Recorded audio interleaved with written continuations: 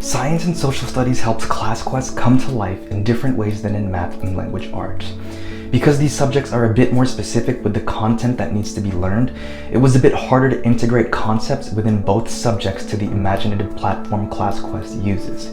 However, I was still able to integrate science and social studies with ClassQuest by using boss battles, giving students quests, and by connecting content with parts of the narrative to make the students' learning experience more meaningful. If you've watched the video on mathematics, you'll already be familiar with how boss battles work. But ultimately, boss battles are just regular assessments disguised as an enemy the class must defeat to earn rewards and can be used for all subjects.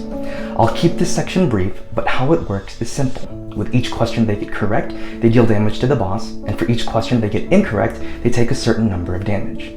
Certain questions may deal bonus damage to the boss, or may heal their classmates if needed. After grading the assessment, the students will have to make some calculations to figure out how they performed during the battle. If they don't get knocked out, and depending on how much damage they did, they will receive a reward.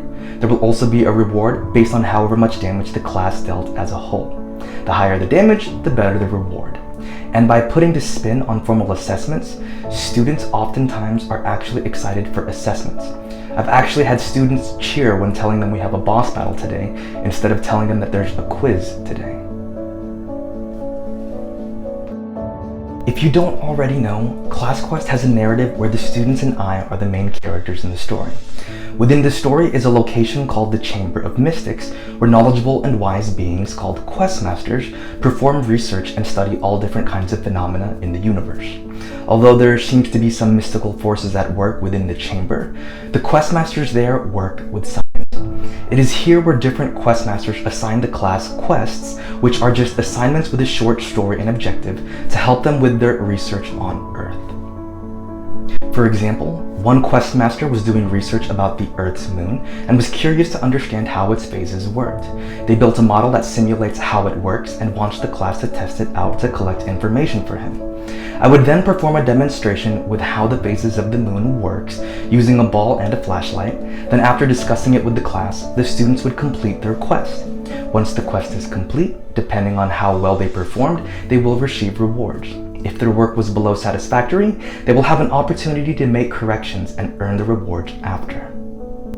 For social studies, there is another location where Questmasters are very interested in learning about the Earth, but this time it's focused on its history and geography. This place is called the Akashic Library. Here we will have different Questmasters assign the class with quests more focused on Texas history. Quests work the same way in social studies as it does in science. A Questmaster interested in the history of the Earth, and more specifically in our case, Texas, will ask some questions regarding its history. While I haven't created any resources specific to Texas history just yet, in the past I have used ClassQuest with geography. In the example shown here, students have been given a map to a fantastical land in the narrative, and will have to complete the map by labeling each building, filling in the compass, creating a map scale, and creating a key or legend. The map is actually based off of a location we learn about in ClassQuest to again tie real-world academic knowledge with their imagination. So by connecting elements from the narrative to science and social studies, this does wonders for strengthening the relationships students have with some of the fictional characters in the story to make their entire learning experience more meaningful as a whole. While the integration of ClassQuest with science and social studies is a bit more limited than my experience with other subjects, I was still able to include elements from quests in my classroom in the past.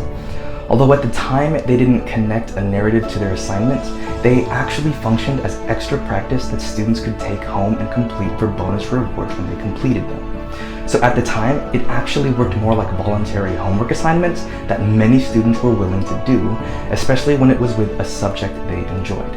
I do plan on adding these types of quests again, but I'm waiting to be back in the classroom to fully integrate that system. So if you did enjoy this video and my teaching methods, please explore other parts of my site if you haven't already. Below are links and examples of some of the resources I mentioned in the video. Thank you so much for your time and for watching.